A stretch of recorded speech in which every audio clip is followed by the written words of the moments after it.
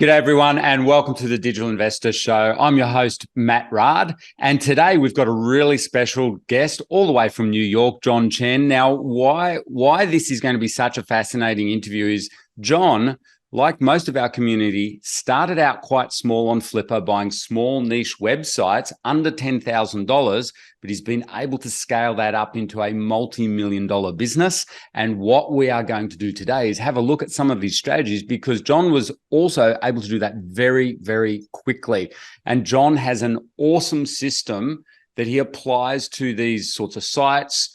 And so what we're going to do today, we're going to ask John what sort of sites you're looking at buying. What are some of the specific things that have allowed him to scale very quickly from small niche sites into multi-million-dollar websites? So, John, thank you so much for coming along today. Hey, Matt, I'm glad to be here. Yeah, can't wait to get into it and find out what are some of your secrets, or some of the strategies. So John, for you, like you're actually like a lot of our clients. You're ex-corporate. Obviously, I'm guessing you want to get out of your job. What do you want to share with everyone? What were you doing when you first started doing this? Yeah, so I was working at a hedge fund in New York, working for a fund called Kinderhook Partners. It was a small fund, just two super smart, well-respected people in the industry, and we had invested in these small publicly traded companies and also invested in some private businesses. And that's where I really learned to kind of analyze what was a good business or what was a bad, what wasn't a great business. And it was just my job to look at businesses all day long and all of that. And Yeah. we invested in this one vehicle called a search fund, which is where you back an MBA student to go buy a small business, Oh, and yeah. they run it for a few years, sell it, and eventually, do it for the benefit of investors. So we did this. We funded some MBA students. We bought dental practices. We bought a varicose vein center. Bought some, Yeah. small software companies, and the biggest thing that jumped out at me is when I was looking at the publicly traded companies like Wayfair or Temple and Webster actually was one of the companies that we had Yeah. invested in. And they were just trading at way higher multiples of EBITDA or sales or something. And we funded a dental practice, and the one, I didn't really look much at everything else, but I saw we're buying this for three times EBITDA or like three times profit. And I went to my boss and I was like, is this real? Like, how are we doing this? And then they're like, yeah, it's just like a smaller business. And I was like, Yeah. well, I had something clicked, and I was like, I want to be in this industry, because when you invest in kind of big publicly traded companies, you're basically like trying to predict the future, right? Like Yeah. you're saying like the world later, like, Tesla cars are going to be in this many countries, and this is how many, they're going to sell, and there's some built-in expectation. But when you buy something at three times profit, it's like if it stays at its level of profit for 3 years, it's pretty good, So that's Mhm. assuming you don't even grow it or anything. So um, I just thought I want to be in this kind of field, but I didn't have any money or investors or a track record or anything like that. So I went on Flippa and bought this small jewelry business for $7,500. And I Yeah. treated it as like a real life MBA. And I thought I was going to lose the whole 8,000. I was like, okay with losing it, but I tried it, and here I am. Yeah. So, and here you are. Sound very humble. How much did you sell that website for? Because it's a fantastic result. Yeah, so when I bought the business, it was doing $1,000 a month in revenue, just Yep. kind of husband and wife couple selling to their friends. When I bought it, half the revenue went away, so $500 a month in revenue. And Yep. over the course of 2 years, scaled that business to $120,000 a month in revenue, and sold Awesome. it 2 years later for a little over $500,000. All right. So that is seriously impressive result. I mean, that must have gotten your attention. So at that point, say over that 2 years, so you bought a small site, 7,500, you sell it 2 years later for 550,000. Were you still working during that point? Or had you, like, at what point did you transition out of your full-time day job? Yeah, I left, and I left when I bought the business. I kind of like All burn the right. bridges, yeah, burn the boats or Okay. whatever. And I would not recommend that for people listening. I was like, as every entrepreneur probably knows, they try everything. Like I was Yep. ready to get on the subway and sell, rings on the subway or necklaces on the subway. Like I had that mentality of like, I don't care what it takes. I'm gonna like make it work. I applied for food stamps. I like didn't get food stamps because I made too much money on the unemployment. It was like, Yeah. I had no shame. I was willing to do whatever it took. Awesome. So you just went quit your job and you just went, you know, yeah, burnt your bridges. I'm going to give this a big crack and go for it. Because really, I guess at that age too, like at that stage in your life, you've got nothing to lose from doing this. But still, that's an awesome result. So it would have been, I'm guessing it would have been pretty scary in those first couple of months. Yeah, I mean, I actually lost money for 6 months just Yeah. trying to figure out the business, and you know how expenses rack up, and $1,000 a month in revenue, $500 a month in revenue is really not enough to cover anything. So, you Yeah. know, you're just in that first kind of phase of the business, you're basically buying lottery tickets. You're trying this channel, you're trying this thing. Most of it's not going to work, and you just have to be crazy enough to believe the next thing is just going to work. So I was crazy enough to believe, and eventually found product market fit and everything. But we can talk about that in a little bit. Yeah. Because so out of, out of interest, did you find going online? So you're a business analyst, right? In Yeah. say your chosen original career. Did you find those skills helpful for you? Because going online is quite a different business to, if the standard sort of businesses you would have been looking at. But were there certain principles that worked for you? Yeah, I mean, I think my background as a hedge fund analyst helped in that I kind of subconsciously knew what a good business was going to be. Yep. I remember I had this one conversation with my boss at the hedge fund one time, and I was like, is higher gross margin always better? Is there sometimes like you want lower margin? And they're like, no, higher margin's always better. So, Yeah. Yeah. I subconsciously knew, I guess, when I was looking at the jewelry company, all I knew was jewelry is pretty high margin. It's pretty light to ship, and that's all Yep. I knew. And I was like, I'll figure out the rest. And I jumped in, Awesome. and I think buying a business that small really doesn't give you much, but it does give you kind of focus in saying like, I'm doing jewelry, because Yep. if there wasn't any revenue, I think a lot of times entrepreneurs get really discouraged very quickly. So they always want to move on to a different thing. They have tons of different ideas.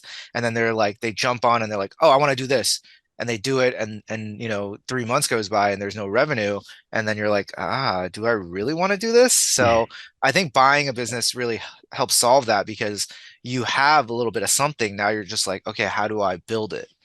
Yeah, and it's really interesting. I mean, seriously, well done. Because even though you say you had some skills, really the actual day-to-day practical skills of what you bought, you had no training in whatsoever. You're a total beginner. So you've had to Yeah. learn the running of this site on the go. And we should mention here, John, the style of site, because you bought an interesting site. You're saying jewelry and everything. This is an e-commerce site, isn't it? But let's clarify what it is and what it isn't, because most of our audience, as you would know, would understand, e-commerce or think of Amazon. What sort of site was this site? So this is your first site, never been online before, brand new to it. Yeah. What did you buy? Yeah, so I bought a Shopify site. It was a direct to consumer site. They didn't sell on Amazon. Mm. I don't really, I know Amazon is the biggest channel and people have built businesses and brands off the back of Amazon. But I haven't had that much success with it.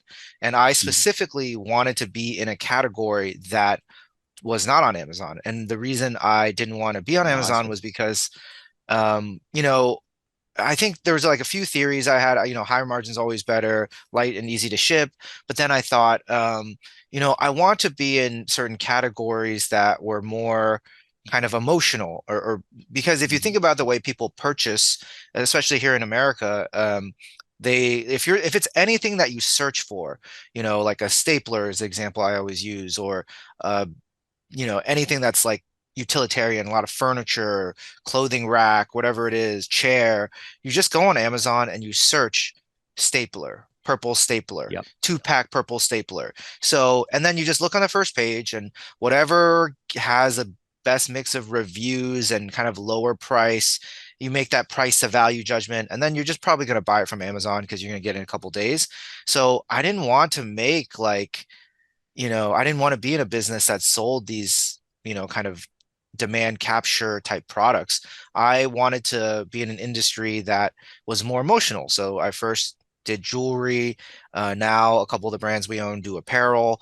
And those are things that, Amazon hasn't really figured out yet. So, uh, and I think because the way people shop for apparel is they don't say like, oh, I need a dress. They kind of see this dress on social media or on an influencer or on their friend, and they're like, oh, that's a really cool dress. Where'd you get that from? Oh, I've never heard of this brand. Oh, let me look them up. Kind of, oh, maybe I'll bookmark it for later type of thing. Whereas Amazon is just, if you can search it, you're probably going to buy it on Amazon. It's commodity. That is super smart. So any of you listening, listen very carefully to what John has. One of his big key strategies here is buying products that are differentiated, but based on emotion. Now, because you're buying that is super smart. And you still do that now too, don't you? That's one of your big winning strategies, but it brings up another couple of fascinating questions. You don't look like you've formally trained in fashion or creative. You're a business analyst, kind of the opposite of what you've ended up making millions out of. So how the hell have you been able to do that? Or was it easier than you found when you went online? Like, did you find you needed to have fashion background or creative background?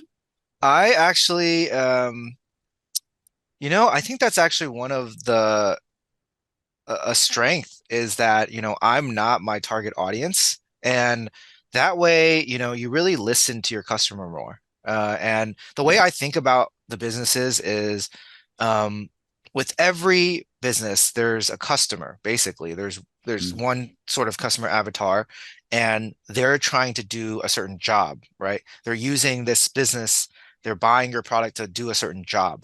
And I can tell you very clearly that, I knew for all of my businesses, I know exactly what customer we're serving and what kind of job they want done with the product that they're buying.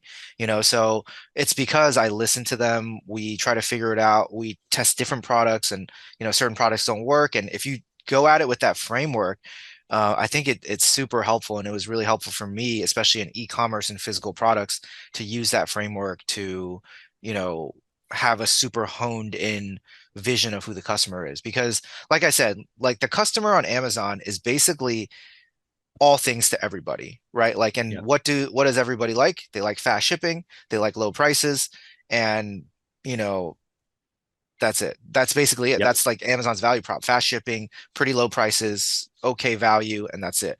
But Yep.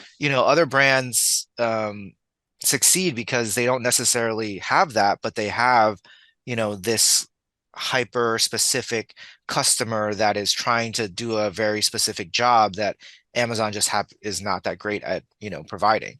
So yeah, that's kind of And like how I look at it. and John, something you said to me the other day when we were chatting, you said that's what you found, and I do want to point this out to listeners. Rather than going on the Amazon, let's add that on. You found that Shopify allows you to go super niche, like you could target a specific niche based on this idea.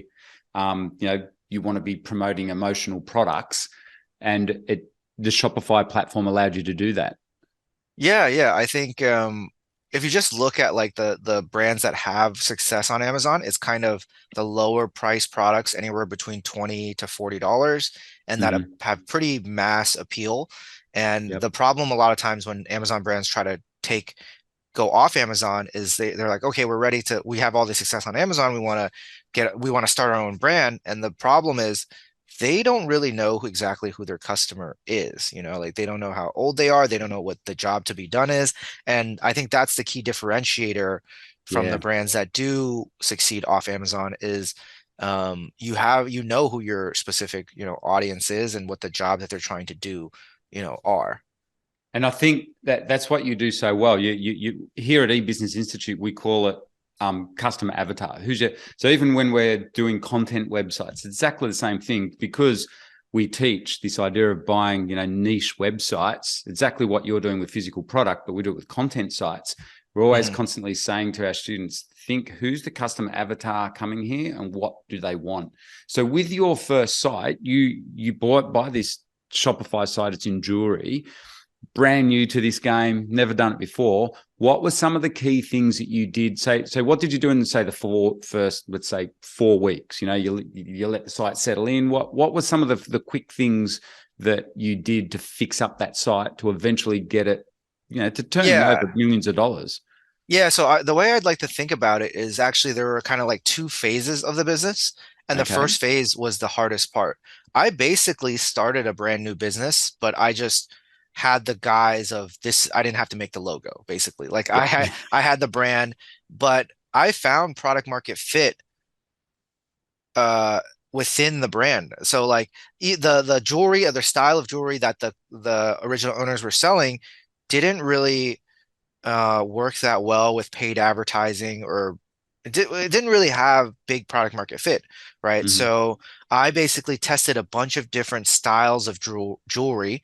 Yep. And the first phase I called, trying to find product market fit and trying to find this job to be done. And I didn't do it well. I basically brute force my way into it by testing lots of different products, so at one point I was testing cat jewelry and dog jewelry at the same time. I was Okay. like, well, cat owners, dog owners, whatever, what do you want? Do you want this, or you want a cat ring or like a dog ring? Like, which one do you want? Yeah. And Yeah. I was just trying all types of different things, like gemstones, this, silver, really expensive stuff, really cheap stuff. And eventually, the one kind of phenomenon we stumbled upon was, this was in 2017, 2018, which now there's tons of these type of jewelry companies, but back then there were a couple, and we came upon this phenomenon of, you know, dainty, delicate, everyday All right. fine jewelry, Yep. where jewelry around that time had been either super expensive or super cheap, costume type stuff. And there wasn't this kind of mid-range market for jewelry that looked expensive, but wasn't costume, right? So it was kind of that mid-range. So I tested this one style and it did really, really well. And basically overnight we went from that $1,000 a month in revenue to 40 to $50,000 a month in revenue once we found Wow. that product market fit. Yeah. And were you growing this with SEO and paid traffic? How does it work with Shopify, or on that particular one? Yeah, so for that specific one, it was mostly paid ads. So we were Yep. test lots of different styles, different creative, different landing pages, like all types of different things, different products. The product has the most, I guess, would affect your performance the most. So Yep. we would test tons of different products, and one day we just got lucky and found this one style of jewelry that did really well, or really hit this kind of nerve in the market. And basically, yeah, I mean, it was mostly paid advertising, but it was testing it across lots of different, channels. Lots of, yeah. So lots of testing until you found that product to market fit with the custom, and that ties in with the custom avatar.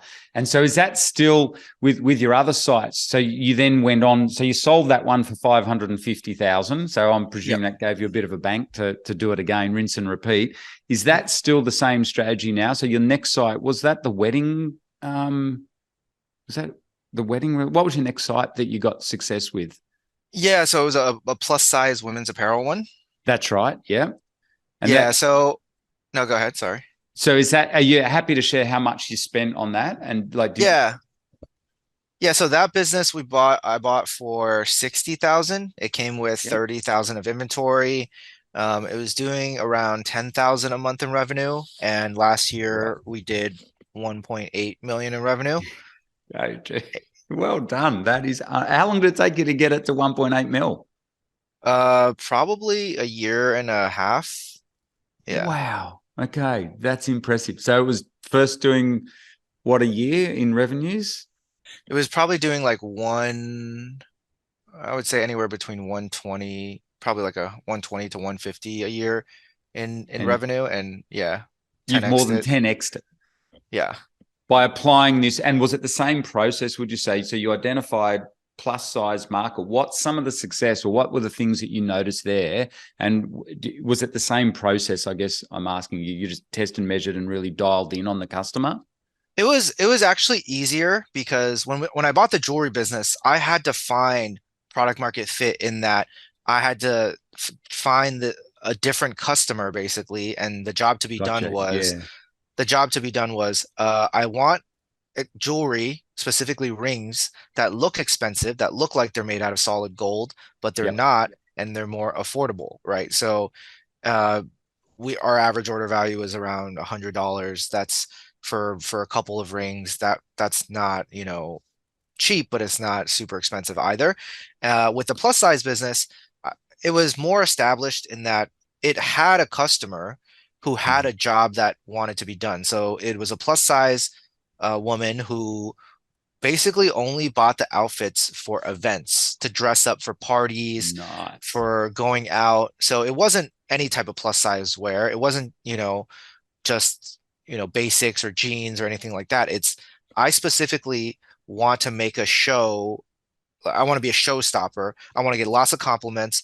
I want to kind of be more out there, and we have a lot of sequins, a lot of two-tone, a lot of kind of color block outfits. And it was that through that process of identifying what kind of like outfits does the customer really want.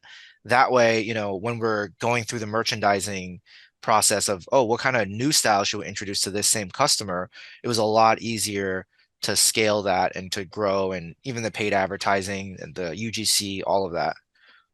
Awesome. Yeah. So again, so this one you said you found it even more niche because you could go plus sizes for parties, and Yeah. that's allowed you to scale that very quickly. And it, like how what would be your process, say in the first 4 weeks or so that you took that one over? Same thing, just identifying the best selling products. Is that what you'd zero in on? Yeah, I would say if I were to do it again, first 4 weeks, I take it over, take a look at the 20% of styles or SKUs that do 80% of sales, Mm-hmm. and come up with, who is specifically the customer that's buying it and what's the job that they're doing for it, right? Or what's the Yeah. job that they're trying to do when they buy this outfit or ring or whatever it is, and really hone in on that, and introduce paid advertising, do email marketing and SMS. And I think that is enough for the first 4 weeks. That's a lot to take on.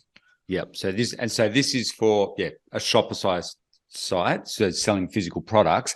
So John, when you've got this process in place for renovating websites, or growth strategy for these websites, let's go back to the buying side of websites. You're still actively out there, buying websites? You're a serial entrepreneur now. You do this full time, obviously. Hmm.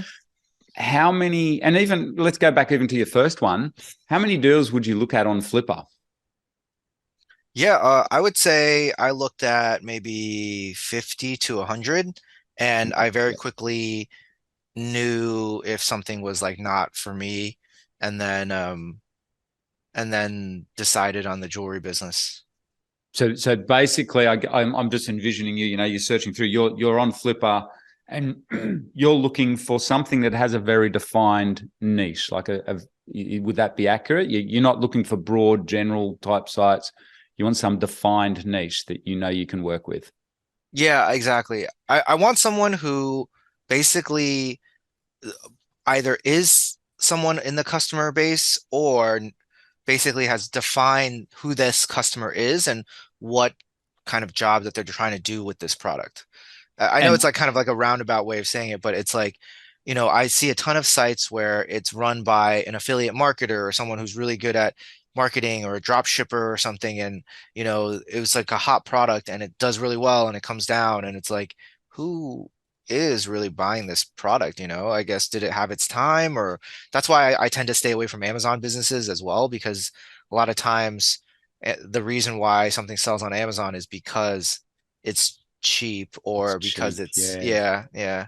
It's just too broad. And in terms of the sites that you're buying now, is there a sweet spot for you? Obviously, you've got a much bigger budget now. You're not restrained. You're not a beginner anymore. You don't have to buy websites under $10,000.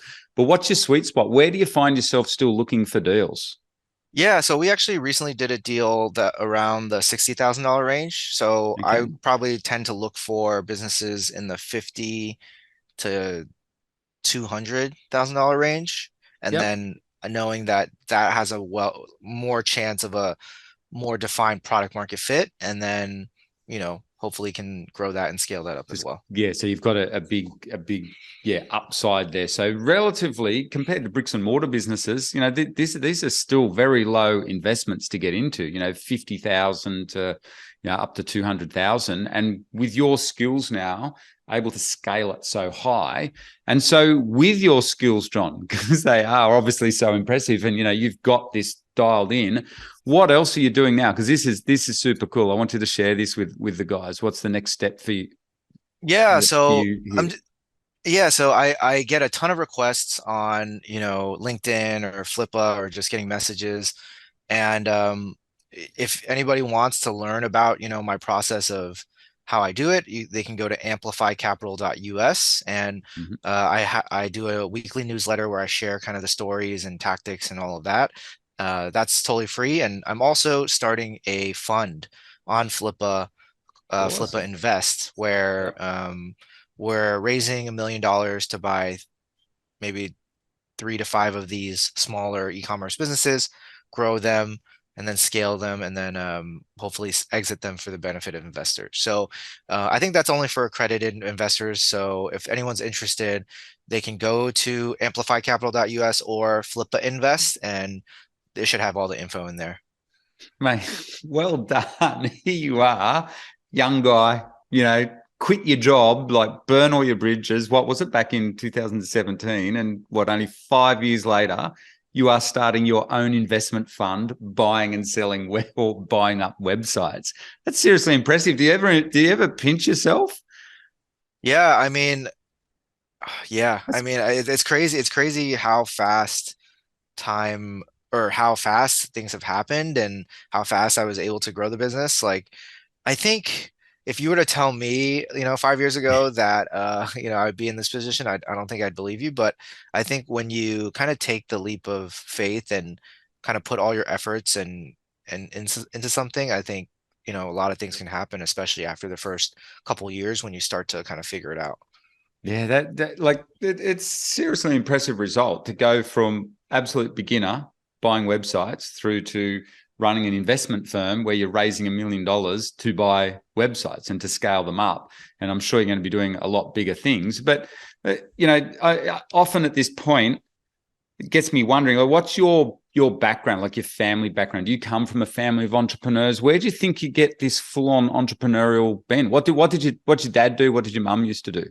Yeah, no, no, I don't. My parents are not entrepreneurs at all. I Yeah. think when I told my parents I wanted to do like not work for another job, I think my parents were still sending me LinkedIn job posts for months, like for almost up to like a year. Like I think it wasn't until like I sold the first business that they're like, okay, all right, you don't Okay. have to get a job, I guess. But I think so I was actually born in China. I moved to the US. I moved around a ton. Yeah. My dad was doing his PhD and he worked as a chemist for this large pharmaceutical company in the US called Roche. Yeah. They're like Swiss based, I think. But um, yeah, I remember distinctly coming home as a kid and my dad got this patent for like Right. this cancer, yeah, for this cancer inhibitor type thing. And I was just a kid, so I was like, oh my God, like my dad cured cancer. And and Yeah, that's pretty my first cool. thought was not like, oh, how much good are we doing for the world and disease is Yeah. gone. I was like, Dad, are we rich? Yeah. And my dad's like, no, we're not rich. This is just part of the gig. They pay for my salary, so anything I discover, I have to sell to the company for $1. And I think my dad Ah, at the time was making like 70 or $80,000 a year. And I was like, I don't want to do that. Like, I don't want to. dedicate my entire life to Yep. make 70 or $80,000 a year. And if I discover the cure for cancer, like I deserve to be rich or wealthy. So I think I always thought of it when I was taking the plunge, because that's like the scariest part is like, okay, what do I do? Like, what if I don't have enough money? And it's really easy to get yourself Mm, in a scarce mindset. And yep. the way I kind of like thought about it was I can always go back to making 70 or $80,000 a year. Like I have Yeah. those skills. I can always default to that. I can try this for a few years. I don't have kids or a wife or a mortgage or anything like that. Like, let me just try to do this. And it didn't make things like easier, but it made the mindset of like it's okay to take this risk, or it's right to like jump and do this. So um Yeah. I yeah, think that's that how kind of how I thought about it. Yeah. that's super cool. I think that's really good advice, John. Thanks for sharing that personal side, that mindset side there, because I think that's the case for a lot of our listeners. They're like you. They're from corporate backgrounds and they're weighing up, do we quit our job? And I know we've got a lot of younger people as well listening now too, who are probably in your age group. And, they're going to hear that and go, yeah, you know what? There's nothing to lose by taking a year out and having a crack at this. Because I'm presuming you've got no regrets about it.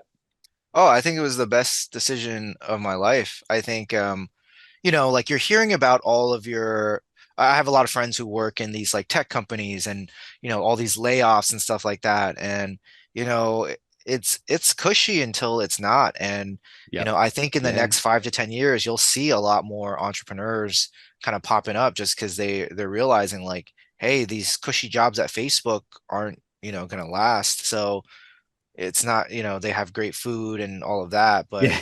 Yeah. it's not really worth Well, it. Yeah. and for you too, as a young guy, when you think of the assets that you've built for yourself now. You've got multiple websites worth potentially millions of dollars versus swapping time for money. Okay, it was a pretty cool job and everything, but swapping time for money, and like you found with your dad, potentially later on not getting any asset out of it, just earning a yearly wage. Whereas now you're not only earning good money out of these, but you've got these assets that you can sell and flip and basically just keep building up that asset base. So it's like owning, it's like owning your own real estate, really, that you're in control of and that you get to fix up and make even more money out of. What do you enjoy most about what you do now when you look like, here we are talking about, say, your dad, or looking back at what you did where you're swapping time for money in a pretty stressful corporate role? What do you like Yeah. most about what you do today? It's got to be like the freedom, you know? And I think, yeah, it's like unparalleled. Like I can leave for a week or 2 weeks, or just if I decide that Monday I want to go to the grocery store or, stay at home or do whatever, like I can do that. And I actually joke because sometimes, I'm so focused in the business, I want to go in and grind and do all this. And a lot of times when I'm on vacation are the days that we do the most amount of sales. And I'm like, well, this is like kind of, you know, Yeah, that's pretty cool, isn't it? Well, John, I do want to say a big thank you for sharing so much today with our community. And we'll put the links to Amplify in the show notes below. So if you're interested in reaching out to John, or if you're a sophisticated investor and you want to check out what John's up to and maybe reach out to him. And big thank you, John, for coming along. And if you're a total beginner and you haven't yet done our masterclass, if you want to learn how to buy and sell websites, starting out small like John did, make sure you sign up for our free masterclass at ebusinessinstitute.com.au/masterclass. But we'll see you on the next podcast. thanks, Matt. See you guys.